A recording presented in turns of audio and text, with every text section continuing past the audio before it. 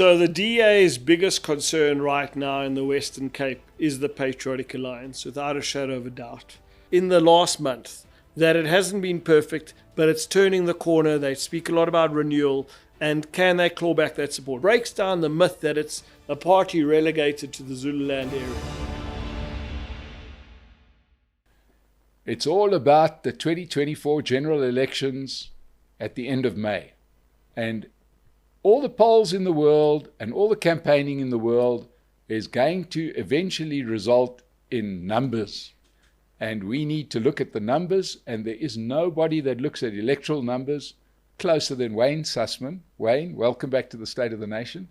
Thank you, Mike. It's really good to be here. We actually set this up some time ago. We were quite clever. It's amazing. But the idea is that we're going to do a little temperature check quite close to elections, and then the election's going to happen, and then we can examine that afterwards. But the reason, and you and I are aligned on one thing, and that is that you got the election outcome, but that's the exam result at the end of it all, right? We've got polling, which is like, what do we think of the person? Right? Yes. That's almost like a dipstick test, a few tests. But then you got the preliminary exams, which are the by-election results. Correct. And by-elections happen a lot in South Africa, and sometimes they start telling a story. And very often, I think people ignore by-elections and local government elections, for that matter, at their peril.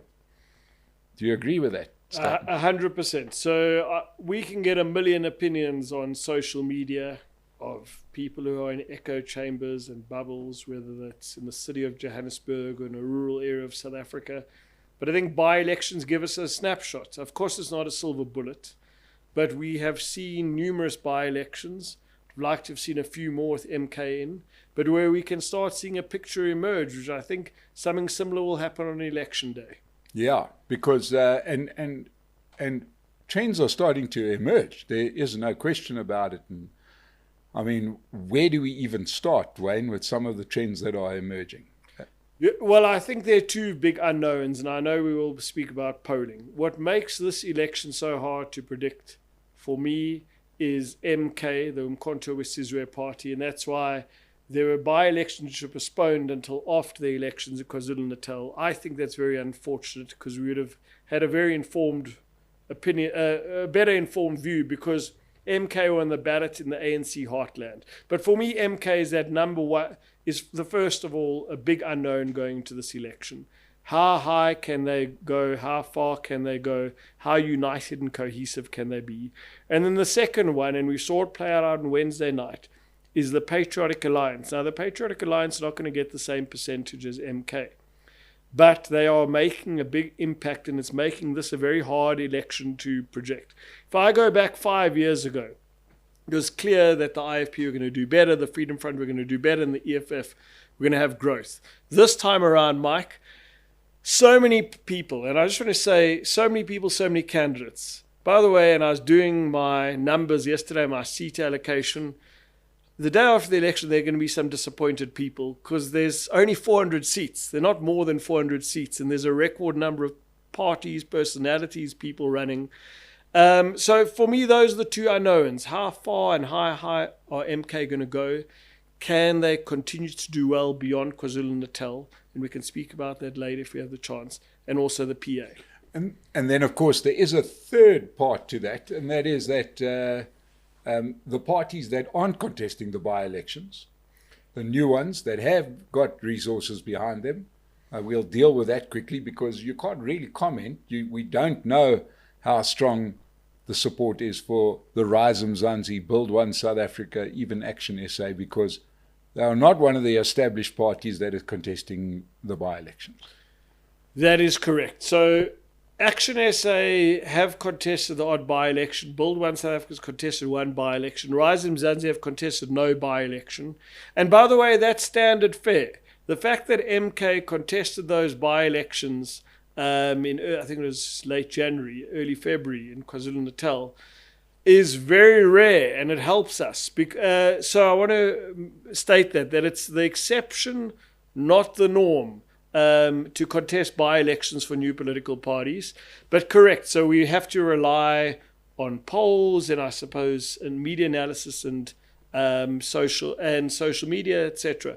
But also a range of other parties. This is what makes this election very, very interesting. Marius Fransman, I mean, he has contested one by-election. The former Deputy Foreign Minister and ANC breakaway. Bongani Baloyi, big profile on social media. The former mayor of Midvaal from the DA, he's formed his own party. How well is he going to do? Mike, it's a fascinating election. Okay, so let's drill into what we can't analyze what we don't have data for, but we can have a look at what is happening. So let's first go down to the Western Cape, where, we recently interviewed Saviwe Gerube. We've discussed the DA at length, and obviously of huge concern for the DA. They got 53% in the last election down in the Western Cape, right? And there's a question mark as to whether they're going to hold an outright majority. They'll still form the government together with some of their multi-party charter partners, but there's got to be a real chance that they dip below 50%. Yeah, so the DA's biggest concern right now in the Western Cape is the Patriotic Alliance, without a shadow of a doubt. And you saw this recently in a by-election in Swartland. Swartland, which is Malmesbury, which is wheat country, is historically the DA's blue wall. I think about 3 elections back, it was the safest DA municipality in the country, safer than Cape Town, safer than Overstrand in Amanus. And for the fact that the DA lost a ward, very narrow margin, the DA support didn't decline much as the ANC's did, but they still lost that seat. It tells you, look, top political players, top sports people, they can have a bad day at the office but still come out, have the goods, the tools to win. The DA must surely be doing tons of introspection after losing this seat in this blue heartland. We go to a place like George, Mike. George is the 3rd most populous municipality in the Western Cape. You have seen the PA now win 2 by-elections. One was off the ID, but another one was against the DA, former DA seat. This must worry the DA greatly. How's it? It was extremely successful in winning over lots of coloured voters' hearts and minds. And this is under threat, and this is a nightmare scenario for the DA. And then, of course, could the DA have some challenges amongst more upper middle class Muslim voters in the Western Cape, possibly maybe some more right-wing Afrikaans voters?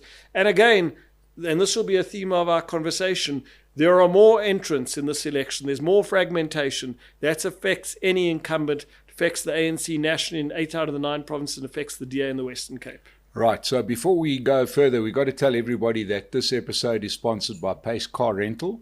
If you're looking for a good deal on a car rental, go to Pace. You'll get a discount for being a State of the Nation watcher. Just use our code when you book a vehicle, and they're around the country, even in the Western Cape, which is where we are busy discussing. So support them, they support us, they keep us on air. So returning to the DA and their travails in the Western Cape. Does this not put a question mark next to one of 2 things? The DA always says where they govern better. That's become their sort of sales pitch. And they always point to the Western Cape and they point to Cape Town. Well, if they run things so well, either they're not running things so well, or people don't really care about good governance. Yeah, so the area where the DA lost the by-election is a very poor area. So you can speak about your incredible job numbers. You can speak about the Swartland service delivery, and my understanding is Swartland is one of the best run municipalities. But if you're an extremely poor family or person and you're battling to put food on the table and you don't have a job, the DA's good story doesn't wash. And you might say, is this just going to be a continuation of the status quo? So I think it's perfectly fine for the DA to run on good governance. That would be my advice to them. But I think you also have to run on bread and butter issues and be able to win the hearts and minds of voters who backed you in the past and who you're going to need in a month's time on election day. And it also must highlight the value of identity politics. Well, Mike, this is a very important point you raise. So 2019, the big talking point of the national elections, the EFF, they grow from 6% to 11%. 2021, particularly where we sit in Gauteng, the big talking point was Action SA. But the best supporting roles in those elections, in both those elections, were the IFP and the Freedom Front, and then in 2021, add Patriotic Alliance to the mix. And why is that important? Is that we can sit in our urban ivory tower and look down on people who want to speak for certain communities and represent only a select few, i.e. a language group or a population group. But it's clearly a strategy which has worked in our last two elections. The IFP and the Freedom Front and the PA in the last election. This is a winning formula, and Gauteng Mackenzie has been doing it very well. Let's give a lot of credit where credit's due. So in closing, on the Western Cape, do you think that the DA's majority is in peril? The DA have a lot to be concerned about when you lose a seat like Malmesbury. We do not have enough data on what's happening in Hanover Park, Tafelsig, Mitchell's Plain, Westridge, communities like that. If the DA falls below 50, and I'd say they're hovering on a 50 at the moment, there's Action SA if they get a seat. ACDP have always had a seat, and the Freedom Front are likely to gain a seat. So I do see Alan Winde continuing as Premier, but it will be a hammer blow to the Democratic Alliance if they fall short of that 50% mark. Yeah, so that's definitely a fight to watch in the election. But while we mentioned the topic of identity politics, and nothing is more, emphasizes this more than the emergence of Jacob Zuma, where it's all about identity politics. It's all about Jacob Zuma, and it's all about Jacob Zuma not being Cyril Ramaphosa. Correct. So this is the major talking point of this election, is how well MK can do. And we know, I mean, the American election coming out, health scares can happen. I mean, he's not a spring chicken, and he had a fall, but it seems like he's energized. It seems like his heart is in this. His role right now is to keep this disparate party together. I mean, I think even the most dyed-in-the-wool MK supporter would be worried that things can spiral out of control. But there are a few things MK does well, and Jacob Zuma in particular does well. We spoke about identity earlier. Let's first deal with the IFP. I think when he dons traditional Zulu attire, does a traditional Zulu singing or speaks in Zulu or does Zulu poetry, he does it better, not as well. He does it better than the best IFP leader does. So he will appeal, and we've seen that in by-elections, to certain IFP voters, as he did when he was president. He caused havoc for the IFP. Yeah. Then I suppose the best way to put it is that back in those days, he was more Zulu than Mangosuthu Buthelezi, who was the prince of the Zulu clan. Am I right? And you could see a major swing in votes. Yeah. That was so Zulu voters felt really proud of the fact that the ANC had a Zulu leader. Let's deal with the ANC, and that's why I wish there was this by-election in southern KwaZulu-Natal, which was postponed. He is seen by many ANC supporters in KwaZulu-Natal and many voters in KwaZulu-Natal as a better embodiment of the ANC than President Ramaphosa. Of course, President Ramaphosa will get mobbed when he goes to KwaZulu-Natal. People still like the ANC there, but Jacob Zuma is liked more there, and the opinion polls show that, than Cyril Ramaphosa. And he also brings structures. He brings the tools of the trade, the tricks of the trade. He brings dyed-in-the-wool hardcore activists in southern KwaZulu-Natal and more urban areas who've given their life to the ANC and who are going to give the next 30 days, if not more, to Jacob Zuma. This poses a major challenge. Thirdly, the economic freedom fighters. I spoke about them earlier. The EFF grow from 6% to 11% in the 2019 elections. A lot of that growth is built on KwaZulu-Natal. I think the EFF are at real risk of losing a lot of those gains to Jacob Zuma because he does radical economic transformation politics, certainly to a Zulu audience when they listen to him, as well, if not better, than Julius Malema. And then lastly, Mike, there are also small parties like the Batu Congress, the National Freedom Party, the ATM. I know they've been on the show. We speak to certain traditional Zulu markets. Zuma also appeals to them. He has thrown the cat amongst the pigeons, and this is the biggest unknown in the election. So certainly on the polls side, we've seen a lot of polls that are almost too smooth for my liking, because you almost have like 4 parties having 20% each in KZN, right? Yeah. But that's a poll. That's a poll. Yeah. So what does this mean? And I know there's a very smart audience in State of the Nation, but essentially it's 20% of the vote. So let's start with the minimum. He takes 10% for the ANC. That's 2% down nationally. So if he starts getting above 20%, that's a serious scare for the ANC. And I think he can, but again, there are caveats. Can the party remain together? Can the party remain united? Can they remain on message? Is there a bench? I mean, you saw a very senior, the number one person on their provincial list in KwaZulu-Natal, which is a significant position, was recently removed as their convener, Mr. Ngidi. This is... you saw their founder being removed, Jabulani Kamala. Yes. So these are some real challenges, and Zuma needs to make sure he does what he can to keep the party united. Yeah, you mentioned earlier, you made reference to the American election where you've got 2 80-year-olds about to go to the polls, and one knows that there's an awful sort of guy sitting behind all of us, and that's Father Time.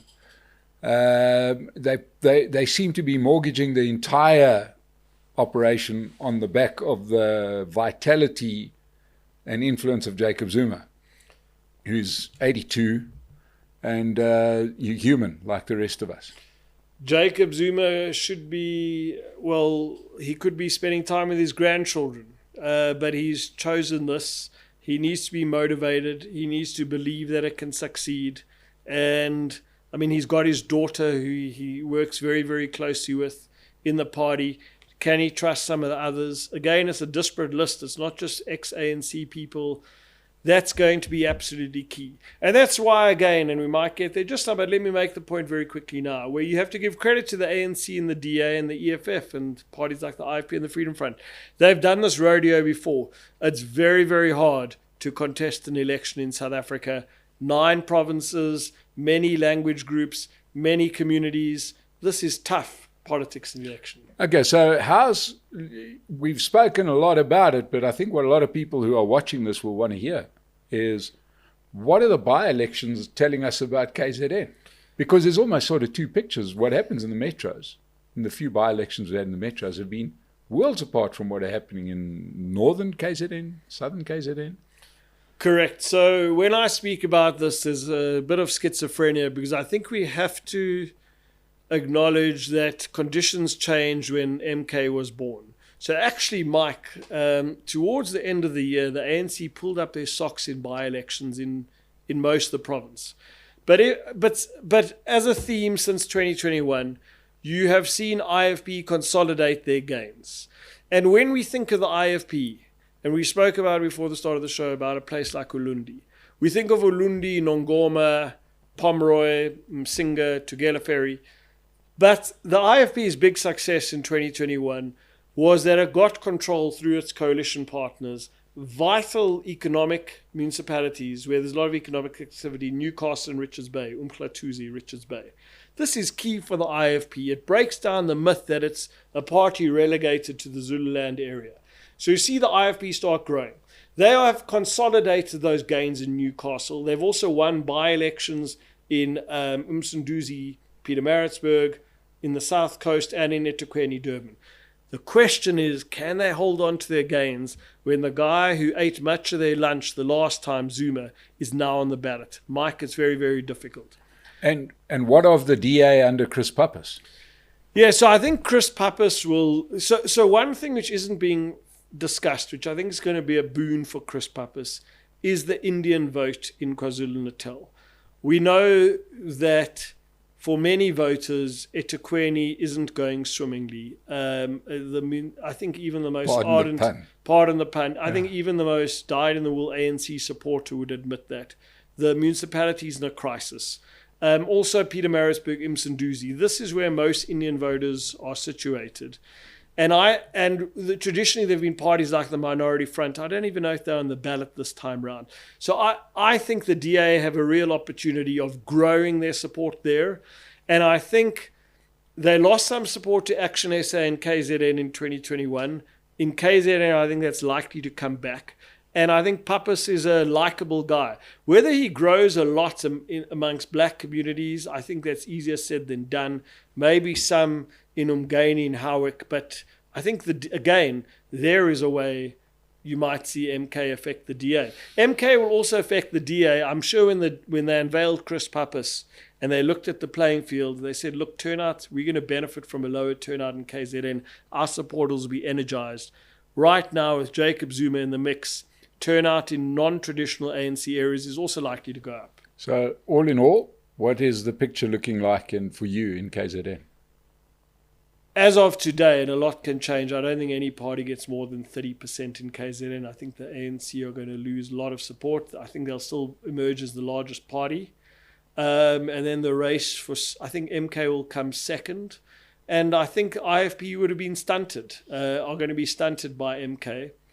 And look, I just want to say about the DA, 4 parties getting 20%. I mean, the DA got 14% last time. If they were to get 20%, that would be an astonishing result. Maybe they'll get close to 20 because I think they'll rise under Pappas. Got many great skills, which I think the DA are learning from and can learn from. But I think the party which will fade away from their last experience is the EFF. So I think the big 4 will be close together, and then you're going to see the EFF a distant 5th. Right, and perhaps Chris Pappas is practicing his Hindi because clearly the Zulu, the fact that he can speak Zulu helps him. So let's hope, let's see if he's doing that. Okay, which brings us up to the next contested area, which is the mess that is Gauteng. Yes. Right, and it is a mess because it's a mess for a whole lot of reasons, not least of all being the bad governance of the ANC over the last 30 years. The mess of the metros. We also have a premier who's completely off the chain. He's obviously doing things which are unconstitutional and illegal. He's making promises. He's spending money he's not allowed to spend. He is literally doing anything it takes to shore up his support in Gauteng. But it's the most contested province. Every one of those parties is present and represented in Gauteng. What's been happening in Gauteng? So one of the 4 major themes and we've dealt with 2 of them now, that the DA have the Western Cape wobbles. We've dealt with chaos in the KwaZulu-Natal electoral kraal. And the third one is, and again, this is starting to improve for the ANC. But what you noticed from 2021 to date is that the ANC at one stage was 10 percentage points. It's down to about 8 percentage points now, but was really down in areas which are over 95% black. But in the last 3 by-elections, you've got to give credit where credit's due. You've seen the ANC claw back support in its traditional strongholds. But at one stage, at the start of the year, the ANC was actually under 50% in these areas, which are over 95% black, where by-elections were held. They got 59% last time. So what am I saying, Mike? I'm looking at where by-elections were in areas which are over 95% black in Gauteng since 2021 and comparing the results there. So the ANC in its low point was down 10 percentage points. So Lesofie has his fans and has his detractors, but I think he's extremely energetic and does seem to be clawing back some lost support. The other thing I want to say is that recently you've seen Thabo Mbeki unveiled. You've seen South Africa's #1 sports fan, Mama Joy Chauke, coming out endorsing the ANC. Lesofie's energy is not going to stop. He is committed. He's going to be everywhere. And that is it. Can the ANC convince people in the last month that it hasn't been perfect, but it's turning the corner? They speak a lot about renewal. And can they claw back that support? Right now, I do not see any party with more than 38%. I think the ANC will be the leading party, followed by the DA. And unknown in Gauteng is, can Action SA replicate what they did in Soweto in 2021? People forget that, yes, the EFF was the third largest party in Gauteng in 2021, but the third largest party by quite some distance was Action SA. And that's an unknown. Can Mashaba, does he have the magnetism which he had in 2021? Because if he does, and he's able to replicate what he did in Soweto, that's very concerning for the ANC. And then, look, I think MK is going to do something in Gauteng, particularly in areas which are predominantly Zulu-speaking. Remember, we have areas which are more Sotho-speaking, areas which are more Pedi-speaking, so you have Setswana-speaking, but particularly in those Zulu-speaking areas, can he do it? And again, Mike, the one thing about the ANC, and let me make the point now while we speak about Gauteng, because it's a real battleground, is something called the squeeze, where in the last month, the polls are not looking good, but through their resources, through their volunteers, through their message dominance, they're able to bring people back and bring people home. So I think the ANC are in a perilous position in Gauteng, but they can improve it in the coming days and weeks. Yeah, because their campaign thus far has been decidedly lackluster. We see it with their lack of posters around the country. Lack of posters, but there are a lot of events happening, and Lesotho is everywhere. Yeah. There's a couple of other provinces that are in play, but with no seemingly not that well contested. There's some question mark as to whether the ANC will retain an outright majority in the Free State. So good. This is my fourth meta point. And it includes the Free State. Is the ANC's rural firewall. I think this is something, by the way, if you look at by-elections since 2021 in the Eastern Cape, and I'm going to get to the Free State now, where by-elections have had the ANC support is higher than it was in 2021, and the ANC did very well in the Eastern Cape. Recently in Limpopo, and this is important, Mike, when you speak about the national election, the ANC just won a ward off the EFF in Polokwane, populist Polokwane. There are large swaths of this country where the ANC remains exceedingly popular and more trusted than any other political party. With regards to the Free State, the X factor in the Free State, which I don't think is an X factor, it's not an unknown, because I don't think he's going to do that well, was Ace Magashule. So it's very easy to criticize Ace Magashule, but I think people forget that he will remain, I'm very confident, the longest serving ANC provincial leader. I think he led the party in the province for 19, 20 years. It's astonishing. He was Premier for 9 years, Secretary General, which is an amazing achievement for Free State. It's the second least populous province.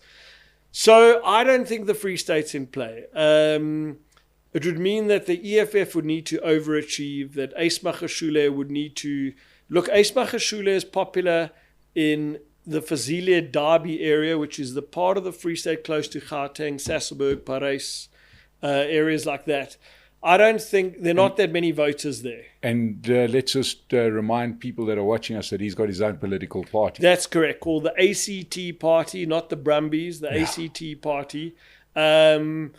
And yeah, I think it's easier said than done. He doesn't have the resources, the passion. The media's not as focused on him as they are on Jacob Zuma. Maybe he should have joined Jacob Zuma. He formed this party before Jacob Zuma. By the way, he just did his first by-election across the Free State board in the Eastern Cape. He beat MK, but only got 2% of the vote. So yeah, again, Mike, it's a recurring theme. It's one thing forming a party. It's one thing wanting to have a seat in Parliament.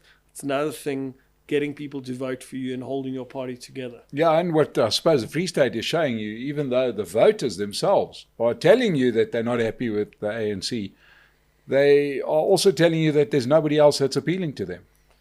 Correct. So in the history of the Free State, only 4 parties have ever been in the legislature. I mean, it's quite no more than 4. It's quite an astonishing fact.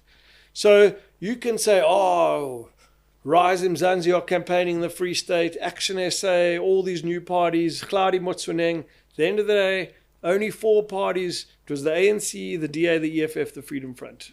It's very, very hard to win a seat there. It's a stable political system. As in stable, it's hard for new entrants to crack the code. The DA have been the official opposition for a long time. I mean, just one thing, let's go a bit geeky in the Free State. One thing I'm going to watch, and Mike, this reminds me for my election day, I need to have all these unknown scenarios, is a very populous part of the Free State. The third most populous is the Maluti Apufong area, former Kwakwa Putati Jaba. The ANC have been very heavily reliant in this area in the past. What happened there in 2021? This local party called Maluti Apufong, MAP 16 Civic Movement, were the kingmakers. And the ANC are back, but after 2021, the ANC lost power there because they had a broad coalition. By the way, and this, why am I saying this, is lots of voters there. A lot of those voters didn't vote for the ANC or the DA or the EFF last time. They voted for other parties. Who will those voters vote for this time? And by the way, there's a lesson here. And this is, again, it's a recurring theme. So many people were excited about MAP 16 Civic Movement. The parties essentially collapsed. They got into control. They couldn't govern better or as well as the ANC. It's been a disaster. Their party's falling apart. One thing forming a party, it's another thing keeping it together. Yeah, and you mentioned what I like to refer to as the Zimbabwe of South Africa being the Eastern Cape. Zimbabwe because they watched the ANC destroy their province and then still vote them back in number. They all have to go and work somewhere else because the ANC has destroyed the Eastern Cape, but the ANC keeps on returning strong numbers in the Eastern Cape. It defies any logic. But the ANC seems to be very strong in what is quite a populous area. So first of all, there's an American term called ancestral Democrats. So i.e. these are family of tradition, generation after generation, in the coal mining Republican stronghold today of West Virginia are these ancestral Democrats. Labour Union, people who are part of the union, I know this is a show about South African politics, but I think it's very similar in the Eastern Cape. This is the province which gave the ANC and the nation O.R. Tambo, Thabo Mbeki and his father Nelson Mandela, and so many of the great ANC leaders come from the Eastern Cape. It is part of the law of the ANC. Now, one thing to bear in mind, when we look at the map of the Eastern Cape, and this is even more apparent in Limpopo, I'm not going to test you. If I ask people to do two municipalities, they're going to say Nelson Mandela and Buffalo City. I'll give you a fascinating fact. When we look at districts, i.e., there are a number of local, if it's not a metro, you have a number of local municipalities who make up the district. Buffalo City is actually only the fourth most populous municipality when you look at metros and districts. You go to the O.R. Tambo district, Mike, places like Libode and Umtata. There are far more voters there than Buffalo City. So why am I saying this is these areas are very loyal to the ANC. The ANC continue to win over hearts and minds. I think it's things like social grants where the ANC just gets trusted more and more. And the ANC will be working their behinds off to make sure that on election day, these areas come out and vote for them. And again, Mike, let's take the UDM, Bantu Alamisa. There's talk that he might grow a seat or two. He hurt the ANC in the Eastern Cape in 1999. Cope hurt the ANC in 2009. Cope was a one-election wonder. UDM was in essence a one-election wonder. The DA are there, but the ANC continues to win those hearts and minds. And I was speaking to some of the Eastern Cape yesterday. It's very hard to think who can disrupt. Yeah, I suppose the only two things that come to mind are one, who knows, and the other, who knows. And that is Razim Zanzi. We know that Songezo Zibi comes from the Eastern Cape. He can't finish a sentence without telling you that he comes from the rural Eastern Cape. So who knows whether there is any appeal or take-up for Razim Zanzi. It's hard to imagine. And the other thing is, certainly amongst the more sort of Nelson Mandela Bay specific area, you've got Ethel Trollip, who remains a kind of popular figure. So Zibi's not spent much time in the last few weeks focusing on the Eastern Cape. He's on a nationwide tour as we record this podcast, at the show. So maybe he will be going there. But I think it's going to be easier said than done. Like a good example of the Eastern Cape was Kuster Jack, the famous businessman who ran for mayor. You had people on social media get very, very excited for him in Nelson Mandela Bay. Business was excited. He ended up getting 1 out of 120 seats. I mean, I think ZB is going to do better in more urban areas, even though he has links to the Eastern Cape. Athol Trollip is a highly energized individual. He is popular. I mean, the way that he just transitions from Xhosa to English or back, I think endears him with voters. Can he build a team to make sure Action SA does well in the Eastern Cape? I mean, he's a big figure in that province. Yeah, and just lastly on the Eastern Cape, we saw a not very widely reported failure by MK to attract people to an event that they did there. Jacob Zuma didn't pitch up, the people didn't pitch up, it was a mess. Yeah, and then you see them get 2% in a by-election, that same by-election Ace Makashule's ACT contested in the Dukotole township in Malitswai, formerly Aliwal North. Those are very poor numbers. If I'm the MK, I don't spend too many resources in the Eastern Cape. Right, so Wayne, here we go. Is this starting to, in your mind, sketch a picture for the national elections? So, Mike, look, I'm involved in the Mark Data ENCA poll. I know that the methodology is very, very sound. Over 3,000 face-to-face interviews done in people's homes, not telephonically. Those results are the ANC in the low 40s. I still think to this day, and we've spoken a few times before, it's very hard for me to see a scenario that the ANC fall below 45.5. And I can still give you a scenario of how they get to 52%. I spoke about that squeeze earlier. The ANC are energized. They're going to throw everything, but they'll even throw the kitchen sink in these last 30 days. Panyazo Lesupi will throw all of our kitchen sinks at it, but anyway. Yeah. And that you've just given them a very good idea. So, but I think, again, it's death by 1,000 cuts. Why will the ANC have its worst ever electoral performance? The EAC, the EFF are still a stable two-election ANC breakaway success story. Decline by percent, grow by percent. They're still there. Opposition voters are going to be very energized in election day, i.e. people, some of these people, by the way, might have lent their vote to Ramaphosa in 2019, who will go out and vote and will stay in queues because they are angry, they are frustrated. You have seen parties like the PA, and again, I want to go back to this. They hurt the ANC more on Wednesday than on the last round of by-election than they did the DA. They will look, the Northern Cape's tiny in the grand scheme of things. It's only 1.8% of the population. They will hurt the DA and they will hurt the ANC in the Northern Cape. So they are going to take ANC votes away in those two provinces. Then you see, we spoke about Action SA in Gauteng. Even if they don't retain all that Soweto support, if they retain some of that Soweto support, that is not good news for the ANC. And then you have the big elephant in the room is MK. How far can they go?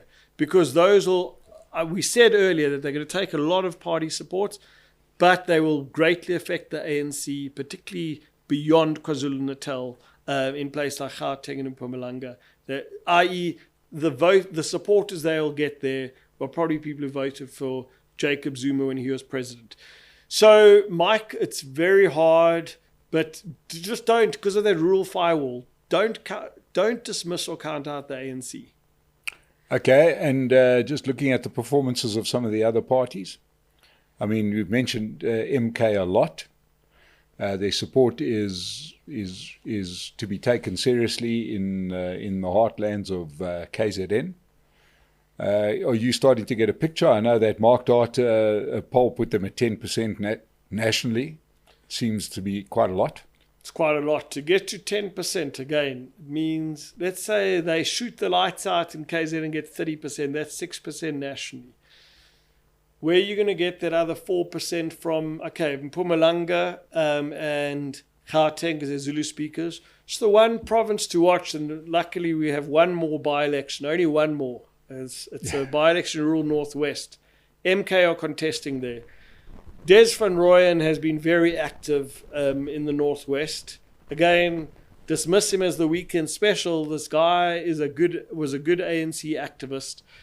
someone who Zuma relied on and depended on. But his people chased and burned down his house. So he might have been a good activist, but he was also not that. That is correct. But that was he's now in Kenneth Kaunda in the northwest, which is Potchefstroom area. Yes. And why am I saying this is it's not where the voters are in the northwest. The voters are in that platinum belt. Yeah. So, look, Mike, the EFF, for someone like me who watches by-elections, them and the ANC give me a lot of pleasure because they contest every by-election, so we can see trends emerge. The EFF contested 11 by-elections on Wednesday, bar for one result, where they made a minor improvement. Because there's a caveat in the other one where they improved. It was a very disappointing night for them. And maybe they're not spending resources. They're just out of duty contesting every by-election. Maybe when people see Julius Malema's name on the ballot, that will bring some EFF voters back. But if I'm the EFF today, I'm very concerned. And I'll tell you why. And this is unemotional looking at data. KwaZulu-Natal, even the person who wakes up and goes to sleep with their red beret will tell you that the EFF's performances in by-elections in KZN haven't just been concerning, they've been greatly concerning. Then we go to the Bojanala district, and we've discussed this before. When we think of the formation of the EFF, there are two particular parts in South Africa. One is Marikana, which is on the border of Rustenburg, but it's actually in Madibeng, Brits. But this is the Bojanala district. It's the platinum belt of the northwest, where 45% of the northwest voters are. I include this in the ANC's rural firewall. The EFF's performance since 2021, there have been many by-elections in Bojanala, maybe except for one outlier, has been very disappointing and very concerning. Now we go to Limpopo. The EFF lost a ward, which they've won on 3 consecutive occasions. Yes, it's a marginal ward, but they lost a ward in the last round of by-elections in a ward near Seshego Township where Julius Malema hails from. So where can the EFF grow? Okay, 2021, and I know that local elections are not the national elections. I forget the order, but in some metros, the EFF lost seats, Mike. They lost seats. So where have they been growing? They've been growing in some small towns in the northwest and Limpopo and in Mpumalanga. But as I'd say, I'd be rather growing in one of the most populous municipalities than a small outlier municipality. It's going to be very, very hard for the EFF to increase their numbers, and I look forward to them proving me wrong and me owning up to that on election day. Yeah, and the DA? So the DA will remain the official opposition. When I recalibrated my numbers yesterday, and again, let's look at the sum of the parts. There were some black voters who voted for Mmusi Maimane in the DA.